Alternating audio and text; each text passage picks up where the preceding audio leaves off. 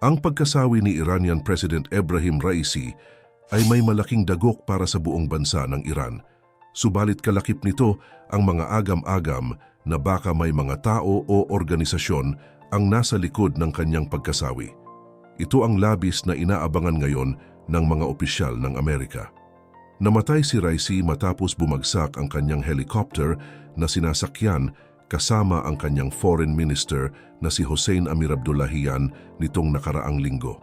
Pumunta sila sa dulong bahagi sa border ng Iran at Azerbaijan upang dumalo sa inaugurasyon ng bagong gawa na hydroelectric dam.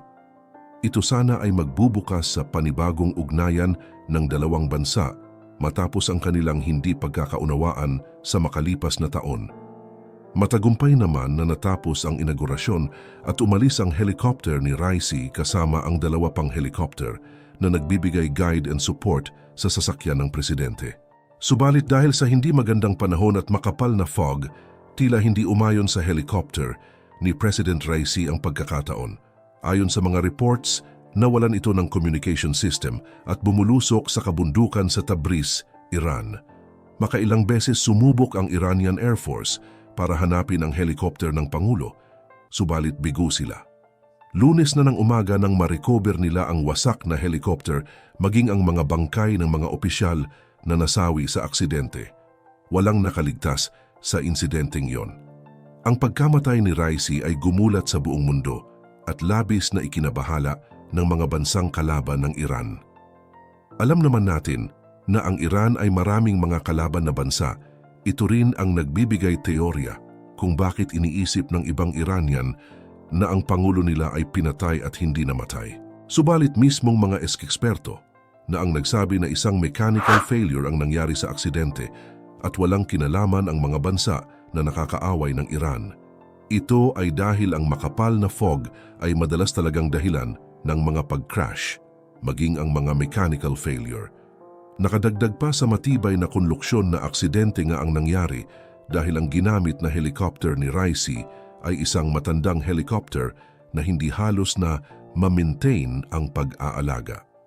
Ito at dahil ang mga lumang sasakyang panghimpapawid ay mula pa sa Amerika at matapos ang mga sanctions ng US sa aviation at airspace ng Iran, hindi na naalagaan pa ang mga eroplanong ito. Gayunpaman, hindi pa rin maalis sa mga tao ang mag-isip at mapatanong kung wala nga ba talagang foul play sa nangyari dahil isa sa mga kumakalat na conspiracy theory ay baka nga sinadyang ipabagsak ang helicopter ng presidente.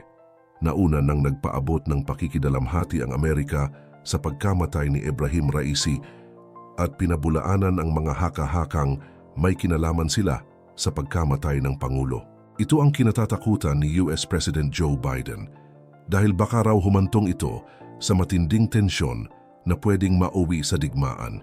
Hindi naman nila inaalis ang posibilidad na idawit nga sila sa pagkamatay ng presidente ng Iran. Usap-usapan kasi na ang ginagamit na helicopter ng Iran na gawang US ay sobrang luma na at talagang nakikitaan na ng mga mechanical failure, isa ito sa mga sinisisi ng mga Iranian officials. Ang helicopter Bell 212 model ay mula pa noong 1960 at patuloy pa ring ginagamit ng Iran sa mga aktibidad at mode of transportation ng mga mataas na opisyal.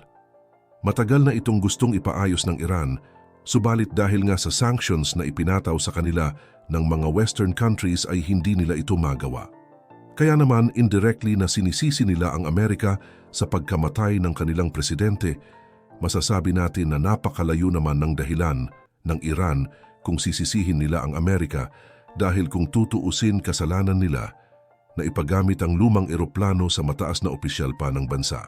Maraming nagsasabi na naghahanap lamang ang Iran ng masisisi sa kanilang kapabayaan sa nangyari sa kanilang Pangulo. Wala raw dapat sisihin sa nangyari kundi ang mechanical failure at masamang panahon. Mahigpit na sinusubaybayan ng Administrasyong Biden ang tugon ng Iran sa krisis pampulitika na kinikilala na ang nalalapit na halalan sa pagkapangulo at ang paghalili ng Supreme Leader ng Iran na si Ali Khamenei. Pangalawa sa sinisisi ng Iran ay ang matagal na nitong kaaway na Israel. Ang Iran at Israel ay may matinding alitan sa makalipas na taon. Isa na nga diyan ang patuloy na nagaganap na digmaan sa Gaza.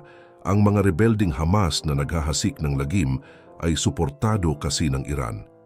Isa sa mga nakikitang dahilan kung bakit tatargetin ng presidente ay dahil nga sa agresibong pagsuporta nito sa mga teroristang grupo. Ang Mossad ay isang special elite spy army ng Israel na kilala sa mga mala James Bond nilang mga misyon.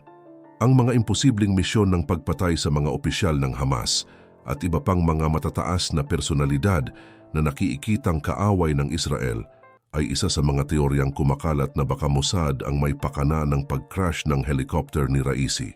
Subalit malabo ito mangyari dahil kahit pa nga tumatarget ng mga matataas na opisyal ang grupong Mossad, ni minsan hindi pa nila naisip na tumarget ng isang head of state kagaya ng Pangulo. Isa pa ang pagpatay sa isang presidente ay isang act of war. Kung sakaling gawin nga ito ng Mossad, tiyak Israel agad ang unang masisisi.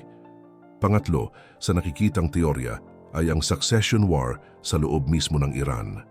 Si Ebrahim Raisi kasi ang usap-usapan nahahalili kay Supreme Leader Ayatollah Ali Khamenei sa nalalapit nitong pagreretiro. Isa sa nakikitang anggulo ay ang pwedeng labanan sa kapangyarihan ni Raisi at ni Mujtaba Khamenei na anak ng Supreme Leader.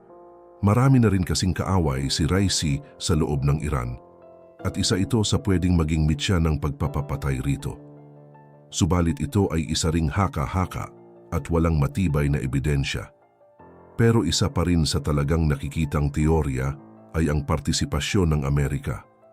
Marahil daw gumamit ang Amerika ng makabagong kagamitan upang mapabagsak ang helicopter ng presidente sa kabila ng mga paunang alalahanin at haka-haka tungkol sa potensyal na sisihin ng Iran ang US o Israel para sa pag-crash ng helicopter. Ang mga opisyal ng US ay nananatiling matulungin sa mga pag-alok ng tulong sa Iran.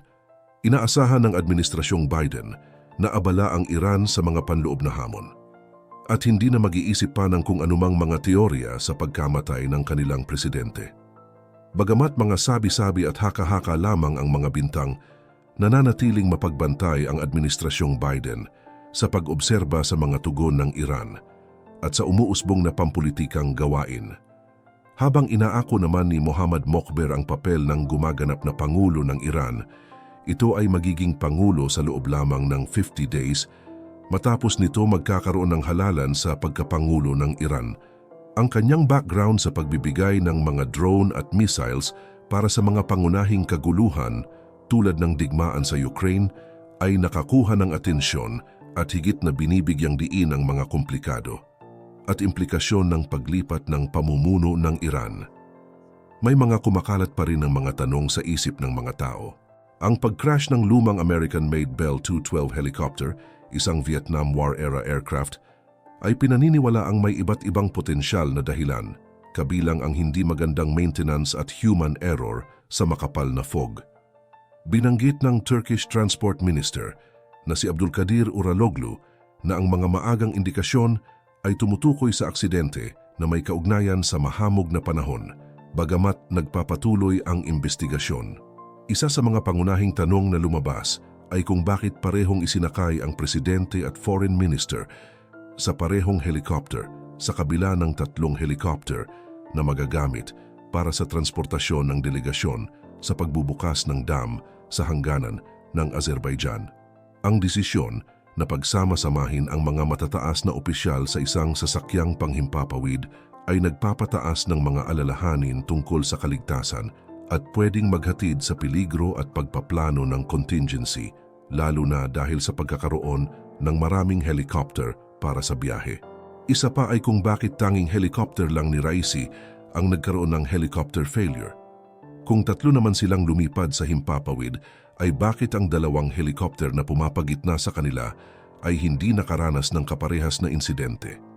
Bukod pa rito, ang rutang pinili ng flight crew sa mabundok na lupain sa Tabriz ay parang pagpapakita nga na may foul play sa mga nangyari. Dahil ang lumalalang kondisyon ng panahon ay nag-uudyok ng mga tanong tungkol bakit hindi na lang gumamit ng mas ligtas na transportasyon kisa gumamit pa ng helicopter. Ang lumalalang lagay ng panahon sa kahabaan ng Tabriz na dadaanan ng paglipad ay nagmumungkahi ng isang mapaghamong kapaligiran para sa helicopter navigation, lalo na sa makapal na fog at masungit na tanawin na nagdudulot ng mga karagdagang panganib. Gayunpaman, ang Amerika ay walang kinalaman sa pagkamatay ng presidente ng Iran. Nataon lang siguro na sila ang nasisisi dahil sa kanila ang helicopter na ginamit sa sasakyan ni Raisi. Subalit hindi ito pwedeng gawing dahilan para idawit sila maging ang Israel. Dahil kung pagplaplanuhan na patayin si Raisi ay dapat matagal na nila itong ginawa bago pa sumiklab ang mga kaguluhan sa mundo. Sa huli, ang Estados Unidos ay nagpahayag pa rin ng kanilang opisyal na pakikiramay para sa pagkamatay ni Iranian President Ebrahim Raisi, Foreign Minister Amir Abdullahian at iba pang miyembro ng kanilang delegasyon.